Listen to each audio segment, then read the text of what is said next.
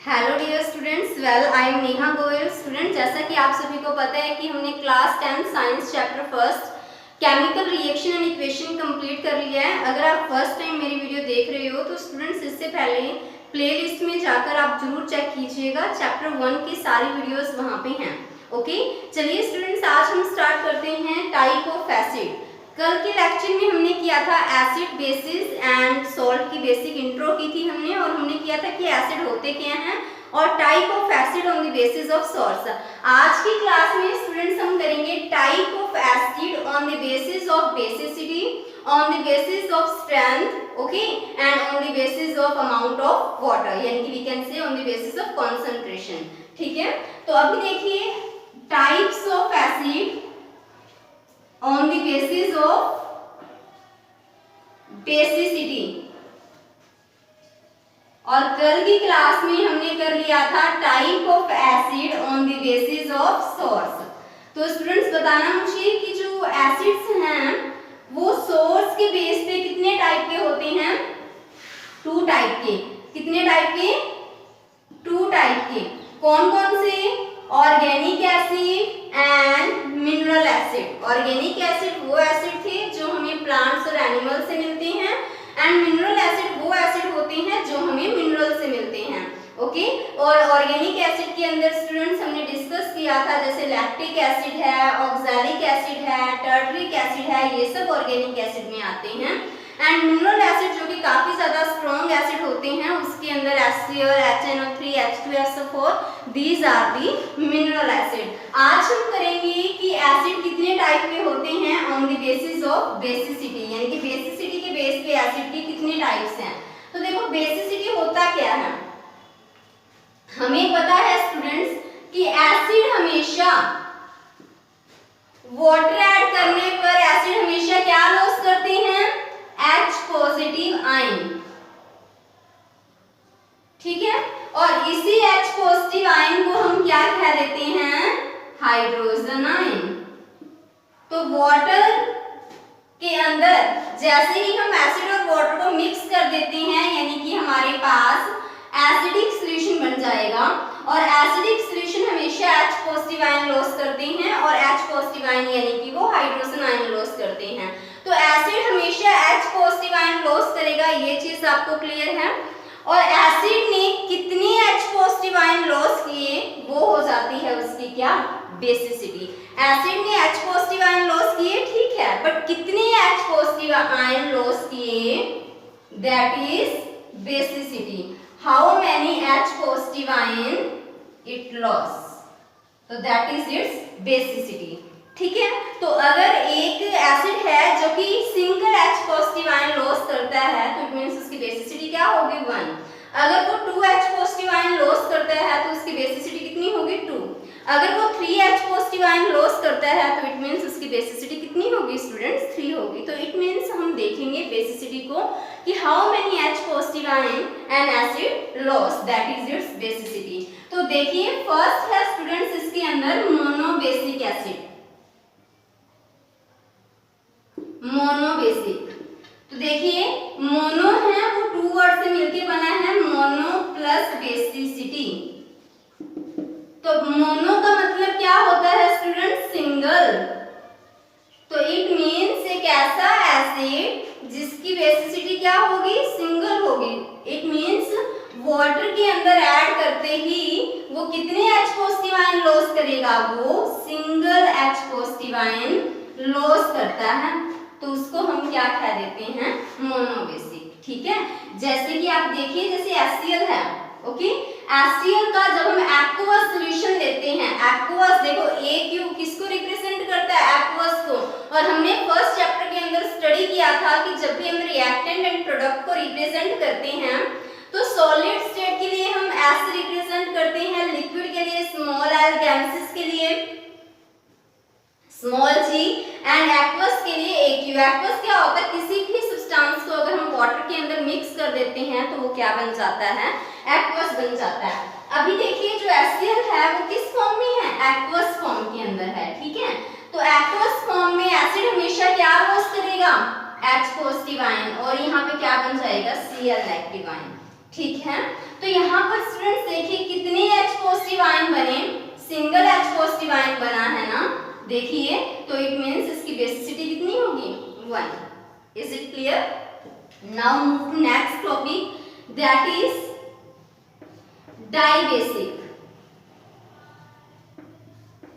ठीक है, डाइबेसिक देखो बेसिसिटी के बेस पे मोनोबेसिक भी हो सकते हैं जो single H positive ion loss करेंगे।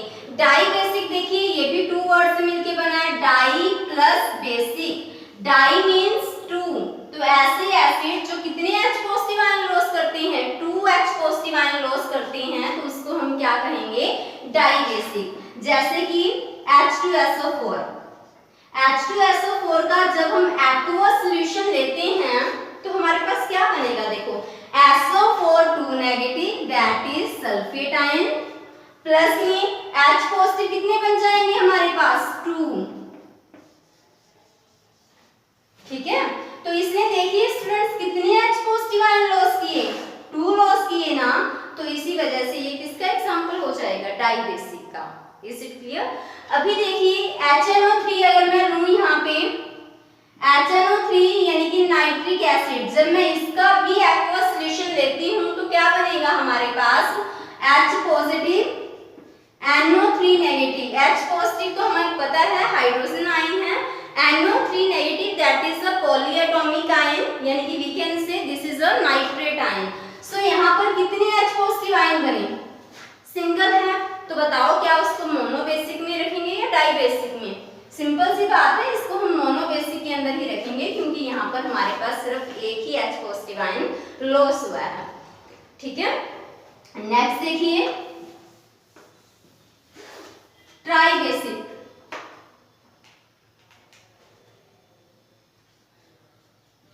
ट्राइबेसिक,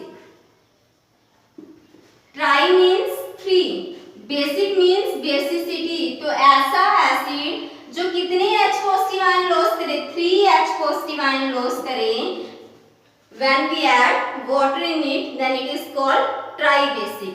अभी देखिए जैसे हमने ले लिया H3PO4, क्या नेम है इसका, फॉस्फोरिक एसिड। तो हमें पता है फॉस्फोरिक एसिड के अंदर जैसे ही हम फॉस्फोरिक एसिड और वाटर को मिक्स करते हैं यानी कि एसिड का एक्वस सॉल्यूशन बनाते हैं, तो ये क्या करेगा, H पॉजिटिव आयन लॉस करेगा। H पॉजिटिव आयन लॉस करने के बाद क्या बचेगा स्टूडेंट्स, यहाँ पे PO4 3 नेगेटिव। ठीक है, अभी देखिए H कितने हैं यहाँ पे 3, तो कितने H पॉजिटिव आयन लॉस किए इसने, 3 H पॉजिटिव आयन लॉस किए ना, सो इसी वजह से इसको क्या कह दिया जाता है, ट्राइबेसिक। मोनोबेसिक में single H positive ion loss होगा, डाइबेसिक में 2 होंगे, ट्राइबेसिक में 3 होंगे। ओके, तो अभी आपको ये क्लियर हो गया होगा कि एसिड हैं वो सोर्स के बेस पे 2 टाइप के हैं, organic, mineral, but acid on the basis of basicity वो होंगे हमारे पास मोनोबेसिक, डाइबेसिक, ट्राइबेसिक। ये हम डिसाइड करते हैं कि मोनोबेसिक होंगे, डाइबेसिक होंगे या ट्राइबेसिक होंगे कि वो कितने H पॉजिटिव आयन लॉस करने की कैपेसिटी रखते हैं। ओके, नेक्स्ट देखिए student, acid on the basis of ionisation. Ionisation क्या होता है, देखो जब कोई भी हमारे पास आयनाइजेशन मतलब आयन बनने की कैपेसिटी, और हमें पता है कि एसिड है वो आयन कब बनाएंगे, जब वो H पॉजिटिव आयन लॉस करेंगे तभी उसके अंदर आयन बनते हैं ना। तो अभी हमें यही देखना है कि एसिड है वो on the basis of ionisation कितने टाइप के होते हैं। आयनाइजेशन कितने टाइप के होते हैं, तो अभी देखिए एसिड्स हैं वो on the basis of ionisation हमारे पास 2 टाइप के होंगे। ठीक है, एक होता है हमारे पास स्ट्रॉन्ग एसिड एंड सेकंड होता है हमारे पास वीक एसिड।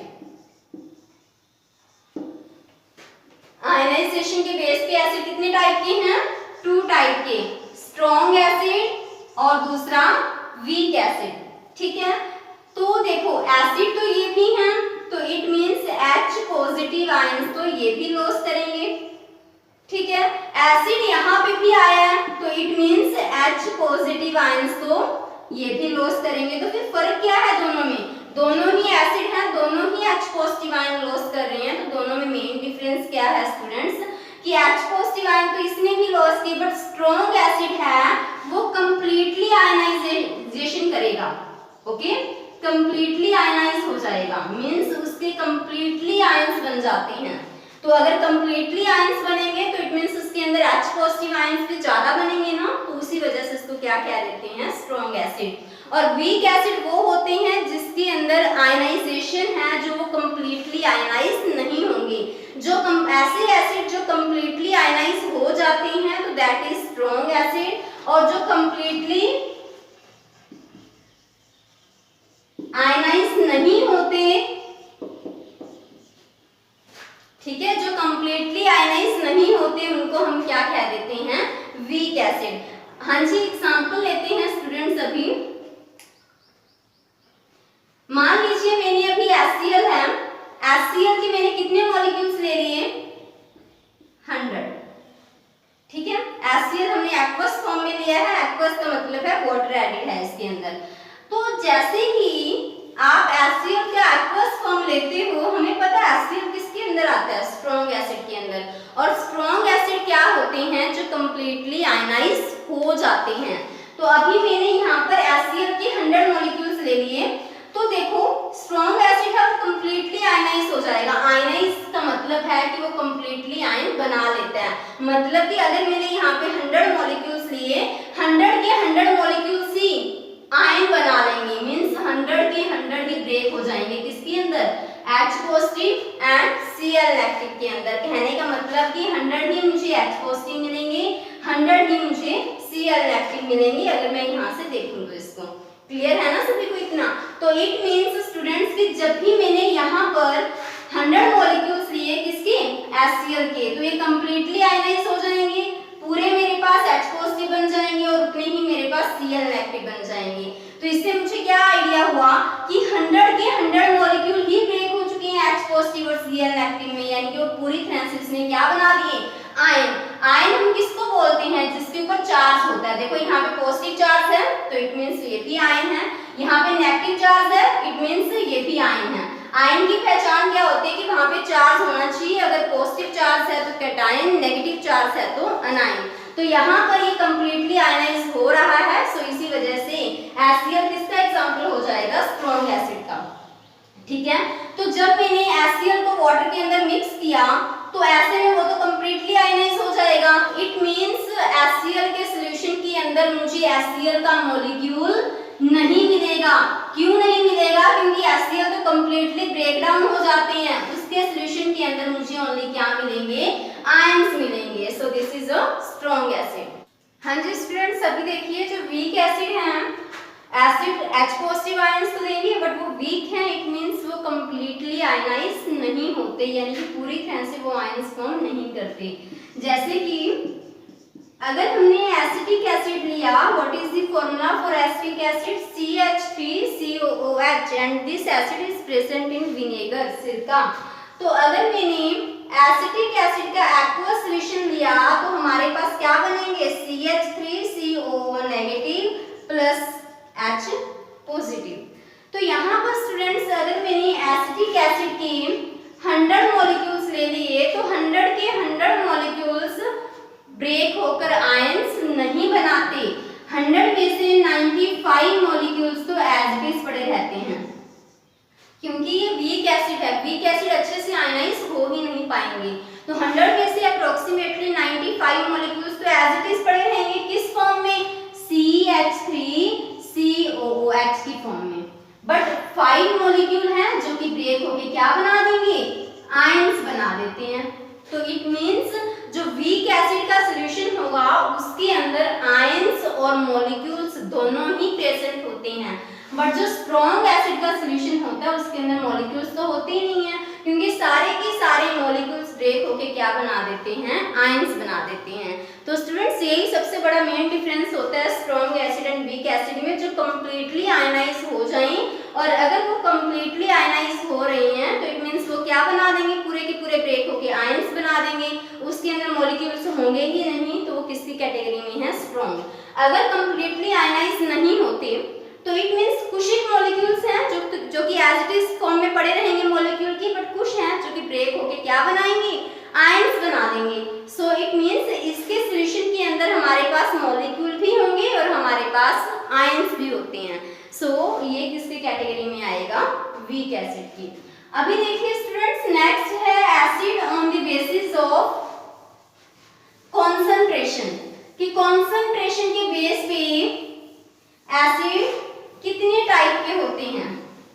सो कॉन्सेंट्रेशन के बेस पे स्टूडेंट्स एसिड कितने टाइप के होते हैं, 2 टाइप के।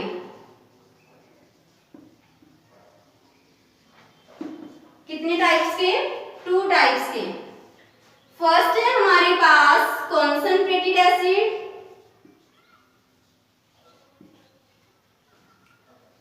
और दूसरा है हमारे पास डाइल्यूट एसिड। ओके, सो कॉन्सेंट्रेटेड एसिड क्या होता है, कॉन्सेंट्रेटेड एसिड स्टूडेंट्स जो हमारे पास लैब्स में अवेलेबल होता है। ओके, तो उसके अंदर क्या होता है, अगर हम कॉन्सेंट्रेटेड एसिड HCl ले रहे हैं तो उसके अंदर HCl के मॉलिक्यूल ज्यादा होंगे बट वाटर की अमाउंट कम होती है। तो ऐसे एसिड्स जिसके अंदर वाटर की अमाउंट कम होती है तो उसको हम क्या कह देते हैं, कॉन्सेंट्रेटेड एसिड। बट ऐसे एसिड जिसके अंदर वाटर की अमाउंट ज्यादा होती है उसको हम क्या कह देते हैं, डाइल्यूट एसिड। वाटर की अमाउंट कम तो कॉन्सेंट्रेटेड एसिड, वाटर की अमाउंट ज्यादा तो डाइल्यूट एसिड। अभी क्वेश्चन ये है कि जब भी हम कॉन्सेंट्रेटेड एसिड जो हमारे पास लैब में होता है, बट लैब में यूज किस फॉर्म में करते हैं, ज्यादातर हम डाइल्यूट फॉर्म में। तो होता लैब में कॉन्सेंट्रेटेड फॉर्म में है, हमारे पास यूज करना है उसको डाइल्यूट फॉर्म में। तो कैसे करेंगे, सिंपल सी बात है, कॉन्सेंट्रेटेड के अंदर वाटर की अमाउंट कम है, डाइल्यूट के अंदर हमें वाटर की अमाउंट ज्यादा चाहिए। तो क्या करेंगे, वाटर को ऐड करेंगे, वाटर को ऐड करेंगे इसके अंदर। तो जैसे कि मैंने कॉन्सेंट्रेटेड एसिड जिसके अंदर वाटर की अमाउंट कम है, वाटर ऐड करते ही वाटर की अमाउंट ज्यादा हो जाएगी, इट मींस वो डाइल्यूट बन जाएगा। बट क्वेश्चन अभी हमारे पास ये है कि हमें वाटर के अंदर एसिड डालना चाहिए, मतलब हमें वाटर ऐड तो करना है, मिक्स तो करना है, हमें एसिड के अंदर वाटर डालना चाहिए या फिर वाटर के अंदर एसिड डालना चाहिए। ये 2 कंडीशंस हमारे पास निकल के आती हैं। ठीक है, वाटर इन एसिड का मीनिंग क्या है कि मैंने नीचे बीकर में क्या ले रखा है, एसिड ले रखा है, और ऊपर से ड्रॉप बाय ड्रॉप में क्या ऐड कर रही हूँ, वाटर। ऐसे ही बना सकते हैं, देखो वाटर ऐड करना है, मतलब एसिड और वाटर को मुझे मिक्स करना है। 2 तरीके से हो सकता है कि मैं बीकर में एसिड ले लूं, ऊपर से वाटर ऐड कर दूं, या फिर ऐसा हो सकता है स्टूडेंट्स कि इन वाटर, मतलब एसिड इन वाटर के नीचे मैं क्या ले लूं, वाटर ले लूं और ऊपर से क्या ऐड कर दूं, एसिड की ड्रॉप्स ऐड कर दूं। ठीक है, करेंगे क्या, वाटर इन एसिड करेंगे या फिर एसिड इन वाटर करेंगे। तो जो बेस्ट मेथड है स्टूडेंट्स वो है एसिड इन वाटर, क्योंकि अगर हम वाटर के अंदर एसिड ऐड करते हैं ना, तो जैसे ही नीचे हमने एसिड लिया हुआ है, ऊपर से हम वाटर ऐड करते हैं, तो जैसे ही वाटर जाके वाटर की ड्रॉपलेट बीकर के अंदर गिरेगी, ऑन द स्पॉट वहां पे क्या रिलीज होती है, हीट रिलीज होती है, और वो हीट एक ही बार रिलीज हो जाती है और बहुत सारी ज्यादा अमाउंट में रिलीज हो जाती है, जिससे अगर हमारा फेस है ना स्पीकर के ऊपर, तो फेस के बर्न होने के चांसेस भी ज्यादा हो जाते हैं, क्योंकि हीट है वहां पे एक ही टाइम में एट वंस वो ज्यादा रिलीज हो रही है।